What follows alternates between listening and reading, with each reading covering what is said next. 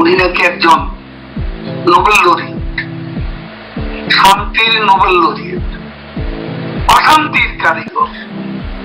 জি, আপনারা মানে এখন যেহেতু আপনাদের পতন হয়েছে, সরকার পতন হয়েছে, আপনারা কি আপনাদের চেহারা আয়নায় দেখছেন? সরকারের পক্ষ থেকে আপনি কি কোনো গ্যারান্টি দিতে পারবেন যে আমরা আব্দুল হামিদের মতো ফিরে যেতে পারবো নিরাপদে? জনাব ওবায়দুল কাদের, আপনাকে স্বাগত জানাচ্ছি। আচ্ছা জনাব ওবায়দুল কাদের, আপনার একটা বক্তব্য মানে তারেক রহমানের সাথে বৈঠক হবে, এই প্রসঙ্গে মনে হলো যে আপনি আগে খুব ব্যবহার করতেন একটা শব্দগুচ্ছ, খেলা হবে, এবং 7ই জানুয়ারি নির্বাচনের পর আপনি বলেছিলেন যে ফাইনাল খেলা শেষ, বিএনপির আর কোনো ভবিষ্যৎ নেই, এবং তারপর আসলে বলেছিলেন যে তারেক রহমান ভুয়া, বিএনপি কর্মসূচি ভুয়া, বিএনপি ভুয়া, এরকম। এখন যখন তারেক রহমানকে ভবিষ্যৎ প্রধানমন্ত্রী হিসেবে গণ্য করা হচ্ছে, তখন কি মনে হয় মানে আপনার সেই বক্তব্য বা সেই শব্দগুচ্ছগুলোর জন্য কি আপনি কোনোভাবে বিব্রত বোধ করেন? কেন বিব্রত বোধ করবেন?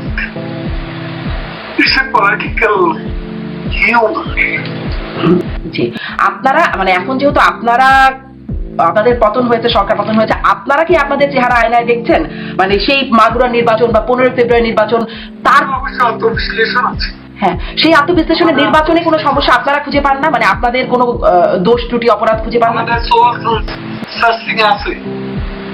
আমরা নিজেদের ভূমিকা, কর্মকাণ্ডের মূল্যায়ন অবশ্যই আমরা করছি। জি, সেই মূল্যায়নের মধ্যে কি নির্বাচনে আপনাদের কি অবস্থা বা আপনারা কিভাবে নির্বাচনগুলো করেছেন, 3টি বিতর্কিত নির্বাচন, সেটি নিয়ে আপনারা মূল্যায়ন করছেন না? সব করছি, কিন্তু আমি যেগুলো বলছি সেগুলো কি আপনার ভালো লাগছে না? সেগুলো বাস্তবতা। আপনি আরেকটা বাস্তবতার কথা বলছেন, অতীতের কথা বলছেন। তো এখন আপনি অন্যকে দোষ দেবেন? আপনি নিজে ভালো থাকলেই তো আরেকজনকে দোষ দিতে পারেন। আপনার নিজেরই তো গোলমেলে অবস্থা, আপনারা নিজেরাই তো নির্বাচন করেছেন, গণবিরোধী নির্বাচন, প্রশাসনমূলক নির্বাচন। তারপর আমি এই মুহূর্তে আমি কাউকে অবজ্ঞা দিতে চাই না। আমাদের গণতন্ত্রের পথে অগ্রযাত্রায় আমরা মিনিমাম পয়েন্টে ম্যাক্সিমাম ঐক্যবদ্ধ থাকবো, এমন একটা মানসিকতা আমাদের সকলেরই থাকা উচিত। জি, আপনার কাছে আসি, আপনারা দেশে ফেরার কথা বলছেন, দেশে ফিরে ক্ষমা চাইবেন।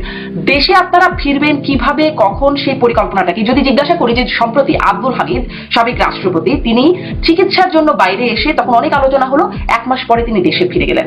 আপনিও যখন সরব হলেন, কথা বলতে শুরু করলেন 9.5 মাস পর, তখন প্রথমেই বলছিলেন যে আপনার শারীরিক অবস্থা, অসুস্থতা, আপনাকে ওষুধ খেতে হয়, এজন্য আপনি ঝুঁকিটা নিতে পারেন নাই, আপনি আত্মগোপনে ছিলেন এবং তারপর দেশ থেকে চলে আসছেন। আব্দুল হামিদ 80 ঊর্ধ্ব একজন ব্যক্তি, তিনি সাহস করে দেশে ফিরতে পারলে আপনারা সেই সাহসটা পাচ্ছেন না কেন?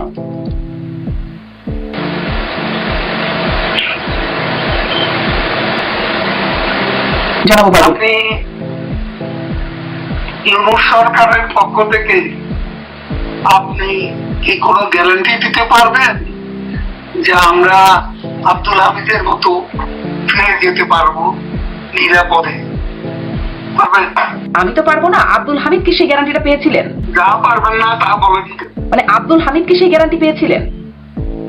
আব্দুল হামিদের সাথে এটা মিলিয়ে গেলাম, এটা আপনিও বুঝেন, আমিও বুঝেন না। আমি একদম 80 বছরের বেশি, 83-84 বছর ওনার বয়স, উনি খুবই অসুস্থ মানুষ। এখন ওনার সাথে আজকে তোফায়েল আহমদ, আমাদের এক সময় ডাকসাইডি নেতা, তিনি আজকে স্মৃতিশক্তিও হারিয়ে ফেলেছেন, একদম বিছানায় শুয়ে আছে। এদের সাথে তুলনা করে তোলা মানে এনারা অসুস্থ বলে এনারা সাহস পাচ্ছেন, বেশি অসুস্থ বা বেশি বয়স, আপনারা কম, একটু অপেক্ষাকৃত কম বয়স বা অপেক্ষাকৃত কম অসুস্থ, এই জন্য কম সাহস, এটা কি কোনো কারণ? আপনি গ্যারান্টি দেন আমার দেশে গিয়ে আমি নিরাপদ থাকবো? রাজনীতি আমার অ্যাক্টিভিটিস নিষিদ্ধ করে দিয়েছে, প্রতিদিন আমার দলের লোকদের পিটাচ্ছি, আমার ছেলে মেয়েদের স্কুলে যেতে দিচ্ছে না, আমার ছেলে মেয়েদের পরীক্ষা দিতে দিচ্ছে না। কি যে অত্যাচার, কি যে নিপীড়ন! আওয়ামী লীগ করে আইনজীবীরা আদালতে যেতে পারছে না, কথা বলতে পারছে না, এগুলো কি আপনি জানান না? জি, আওয়ামী লীগের উপর নির্যাতন হয়েছে সেটা আমরা দেখেছি, কিন্তু এই গ্যারান্টিটা আপনারা কে দেবে আপনাদেরকে? হচ্ছে জি, এই ইটস এ কন্টিনিউয়াস এজেন্ডা। কিন্তু আপনি যে গ্যারান্টির কথা বলছেন, এই গ্যারান্টিটা আপনাকে কে দেবে? মানে যদি গ্যারান্টি না পান আপনারা কখনোই ফিরবেন না, বা গ্যারান্টি আদায়ে আপনারা কি করছেন? আমরা সেটা করে নেব। কিভাবে করে নেবেন? মানে যদি খোলা না থাকে আমরা পথ করে দেব, কারণ আমরা রাজনীতি করি। সেই পথটা কিভাবে করে নেবেন? আপনি একটা ইন্টারভিউতে কত ব্যাপার আপনাকে, আচ্ছা আপনারা কৌশলও বলবেন না, আপনি বলছিলেন। আচ্ছা ঠিক আছে, আপনাদের আরেকটা কৌশল নিয়ে। বাংলাদেশের রাজনীতি যখন অবরুদ্ধ তখন তো আমাকে কৌশল করতেই হবে। আমার এত নেতা কর্মী জেলে, আজকে লক্ষ লক্ষ কর্মী বাড়িঘর ছেড়ে পথে পথে ঘুরছে। তারপর আমরা যারা অনেকে দেশের বাইরে, আমরা কি আমাদের স্বদেশে প্রত্যাবর্তন করবো না? সেটা নাকি বাংলাদেশের লোক? এখন আপনি ভোট করেন, কত পার্সেন্ট লোক শেখ হাসিনার পক্ষে? আমি তো মনে করি বেশিরভাগ মানুষ। সেই সুযোগটা তো পাবলিক পাবে না, সেই ভোট তো হবে না। যে ভোটে আপনি আমাদেরকে, যে ভোটের জন্য দোষী সাব্যস্ত করেন, বাংলাদেশে তো একটা নোংরা ভোটাভুটি হতে যাচ্ছে। আর এটা কোনো ঠিকও নেই। ইউনূস সকালে এক কথা বলে, বিকেলে আর কথা বলে।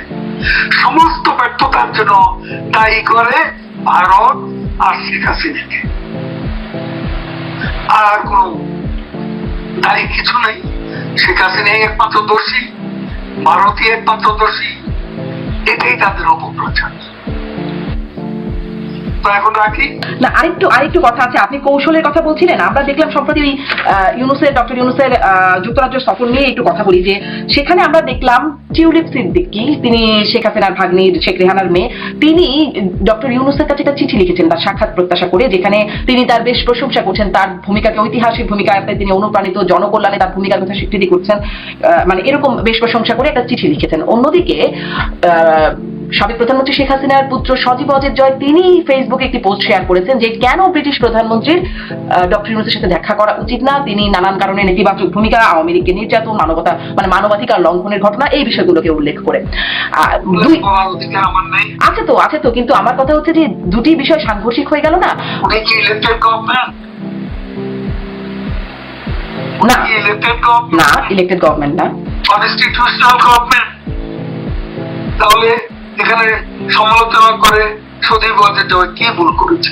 মানে তাহলে এই দুটো সিদ্দিকী তাকে একেবারে বিনে অপরাধে তার উপর একটা শাস্তি চাপিয়ে দেওয়া হচ্ছে, এবং ইউনূস নিজে ব্যক্তিগতভাবে বঙ্গবন্ধু পরিবারের বিরুদ্ধে টিউলিপ সিদ্দিকী এবং সাহেব ওয়াজেদ পুতুল, আজকে তিনি আঞ্চলিক ডিরেক্টর ওয়ার্ল্ড হেলথ অর্গানাইজেশনের, সে প্রতিষ্ঠানের কাছে চিঠি দিয়ে উনি নাকি একজন নোবেল লরিয়েট, শান্তির নোবেল লরিয়েট, অশান্তির কারিগর। তিনি হচ্ছেন শান্তির নোবেল পেয়েছিলেন। জি জি, আপনারা ডক্টর ইউনূসের সমালোচনা করতেই পারেন, কিন্তু আমার প্রশ্নটা হচ্ছে যে বঙ্গবন্ধু পরিবারের কথা বলছেন, পরিবারের দুই সদস্য টিউলিপ সিদ্দিকী প্রশংসা করে সাক্ষাৎ চাইছেন, আর সজীব অজের জয় তিনি সাক্ষাৎ না করে, সমালোচনা করে সাক্ষাৎ যেন না দেন ব্রিটিশ প্রধানমন্ত্রী, সেজন্য বলছেন। মানে দুটিতে সম্পূর্ণ বিপরীত অবস্থান। আপনি কৌশলের কথা বলছিলেন। আমরা তো বলবো আনইলেক্টেড, আনকনস্টিটিউশনাল, বাংলাদেশে একটা জঙ্গিবাদী উত্থানের বিস্ফোরণ নায়ক, তাকে একটা ইলেকটেড গভর্নমেন্ট কেন সেই সুযোগটা দেবে? তাহলে টিউলিপ সিদ্দিকী এমপি হিসেবে, তারা কি সবাইকে দেন এই সুযোগ? ব্রিটিশ এমপি হিসেবে টিউলিপ সিদ্দিক যা করছেন সেটি কি তিনি শুধুমাত্র নিজের স্বার্থে এরকমটা করছেন? এটি কেন করছেন যদি আপনার এই অবস্থান সঠিক হয়? তো আর সেটার জন্য তো সে পার্সোনালি কথা বলতে চাইছে। তার অপরাধ কোথায় সেটা তো তার পার্লামেন্ট তদন্ত করে পায়নি। এখন ইউনূস সাহেব কোথায় পেলেন সেটা তো মানে সঞ্জীবদের জয় যেখানে বা আপনারা যেখানে বলছেন জঙ্গি মানবাধিকার লঙ্ঘনের কথা বলছেন, সেখানে টিউলিপ সিদ্দিকী ঐতিহাসিক ভূমিকায় অনুপ্রাণিত হচ্ছেন, তার প্রশংসা করছেন। মানে এটি কেমন হয়ে গেল বিষয়টা? দেখুন, আমি তার চিঠিটা দেখিনি, পড়িও। যে কোনো কিছু বলার কারো কাছে একটা চিঠি লেখারও মধ্যে ভদ্রতা ভব্যতার ব্যাপার আছে। সেই ভদ্রতা ভব্যতার ব্যাপার কি আপনাদের নাই? ব্রিটিশ পার্লামেন্টের একজন সদস্য, সেই হিসাবে তার নিজের একটা এখানে নিজের একটা ভদ্রতা ভব্যতার প্রশ্ন আছে, অপরের প্রতি সম্মান বোধের বিষয় আছে, সেটা এক কথা। আর এখানে তাকে নিরপরাধ ব্যক্তিকে অপরাধী সাব্যস্ত করা হলো কেন? কেন তিনি পার্সোনালি এত ইন্টারেস্টেড হতেন যে বারবার ওখানে জনগণের বিপুল ভোটে নির্বাচন? সেটাও কি আপনি আওয়ামী লীগের না না না, একদমই না। তিনি নির্বাচিত হয়েই পার্লামেন্টে গেছেন বা মন্ত্রীও হয়েছেন তিনি। মানে ব্রিটিশ এমপি হিসেবে ভদ্রতা ভব্যতার পরিচয় দিচ্ছেন তিনি, কিন্তু বাংলাদেশের সাবেক এমপি মন্ত্রী হিসেবে বা প্রধানমন্ত্রী হিসেবে সেখানে ভদ্রতা ভব্যতার প্রয়োজন নাই। তখন জঙ্গি সুদখোর বা মানে তখন যা খুশি খুনি এগুলো বলে ফেলা যায়, তখন আসলে ভদ্রতা ভব্যতার সমস্যা হয় না। আপনি তো এখন বায়াসড। মানে আপনার দুইটি বক্তব্যকে আমি একটু মিলিয়ে বলার চেষ্টা করছি যে টিউলিপ সিদ্দিকীটা যদি ভদ্রতা ভব্যতা হয়। আমি এই জন্য আপনাকে দিতে চাই, আপনি তো প্রথম থেকে বায়াসড, প্রথম থেকে অ্যাটাক শুরু করছেন। আপনি একজন সাংবাদিক, জনাব ওবায়দুল কাদের, আপনিও সাংবাদিকতা করেছেন। আমার কাজে একটু কঠিন প্রশ্ন করা। সাংবাদিকতা কি এভাবে করে? সাংবাদিকতারও একটা নর্মস আছে, একটা নর্মস আছে। ভদ্রভাবে অনেক কঠিন কথা বলতে। জি, আমি খুবই চেষ্টা করছি জনাব ওবায়দুল কাদের একটু ভদ্রভাবেই জিজ্ঞাসা করা যে টিউলিপ সিদ্দিকীটা যদি আপনি ভদ্রতা ভব্যতা বলেন, যে ব্রিটিশ এমপি হিসেবে তার ভদ্রতা।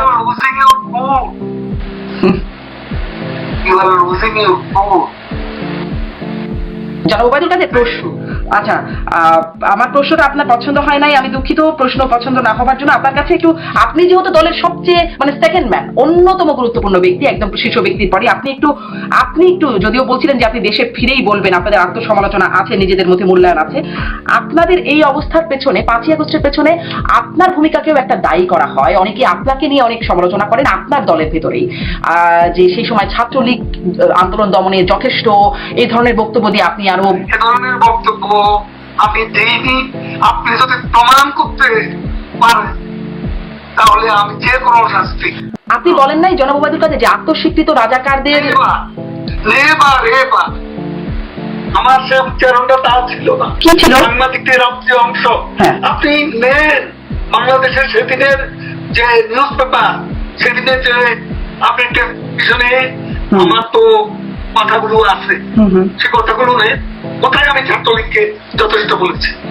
আমি চ্যালেঞ্জ করছি, আমি এই কথা বলি। মানে সবগুলো গণমাধ্যমেই দেখছি মিথ্যা অপবাদ একজন মানুষকে।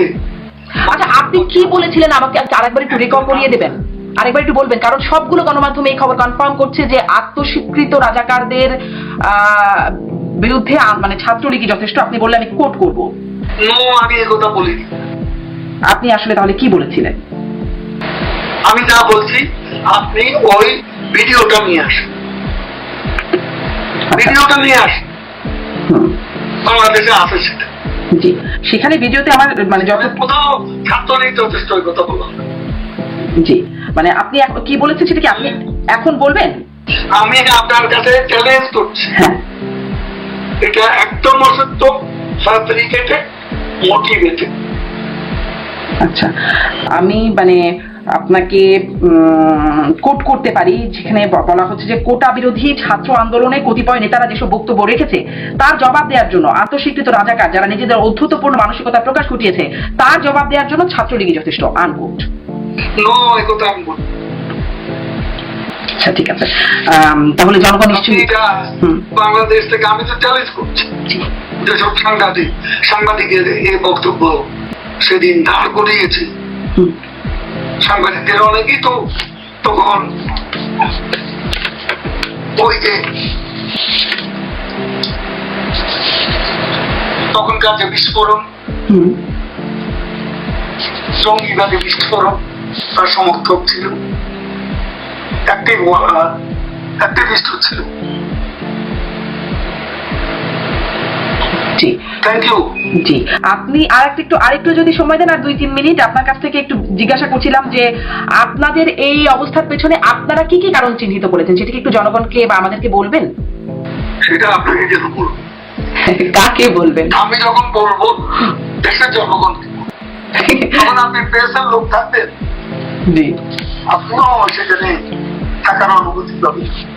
জি, কিন্তু এই যে মানে এখন যে আপনারা উপলব্ধিটা করছেন, আপনি কি কোনো সময় আগে এই উপলব্ধিটা করতে পেরেছিলেন? কারণ আপনার মুখ থেকে আমরা শুনেছিলাম, সেই যে শুরু করছিলাম যে 2017 সালের এপ্রিলে একটা চট্টগ্রামে একটা সভায় আপনি বলেছিলেন আওয়ামী লীগ ক্ষমতায় না থাকলে টাকা পয়সা নিয়ে পালাতে হবে, তা কি ভাবেন না? দল যদি ক্ষমতায় না থাকে, এখন যে টাকা পয়সা রোজগার করছেন, তখন এই টাকা নিয়ে পালিয়ে বেড়াতে হবে। তখন তাহলে এটা আমার এ ধরনের কথা বলার অর্থ। জি জি, এটা আমি কর্মী সবাই বলেছি, জি চট্টগ্রাম জি, কর্মীদেরকে বলেছি, সেটা তো আমি তাদেরকে সাবধান করব। মানে আপনি তো প্রধানমন্ত্রী তার বক্তব্যে অনেকবার সাবধান মানে উচ্চারণ করছে। জি, আপনি কি তখনই উপলব্ধি করেছিলেন যে এরকম একটা পরিণতি হতে পারে, এজন্যই সাবধানতা বাণী? যাতে না হয় সেটা আমি সতর্ক করে দিচ্ছি। তারপরেও ঠেকানো গেল না কেন? মানে সেই টাকা পয়সা নিয়ে পালাতেই হলো কেন নেতা কর্মীদের? টাকা পয়সা নিয়ে কে পালিয়েছে? মানে এই যে আপনি এই অবস্থায় আছে আওয়ামী লীগের নেতা কর্মীরা, ওই 2-4 বড় লোকের কথা মানে তারা তাদের ওইতে আগেই বল। আমরা আমাদের পার্টি করে যে নেতা কর্মীরা দল করেছে, তারা ওই লুটপাট করে এখানে আসে। কিন্তু আপনার বিরুদ্ধে, আপনার এবং আপনাদের মতো সিনিয়র কেন্দ্রীয় নেতাদের বিরুদ্ধে লুটপাটের যে অভিযোগ, যে একটা অভিযোগ একদম আপনাদের নেতারাই আমার এই অনুষ্ঠানে এসেই বলেছেন, মনোনয়ন বাণিজ্য।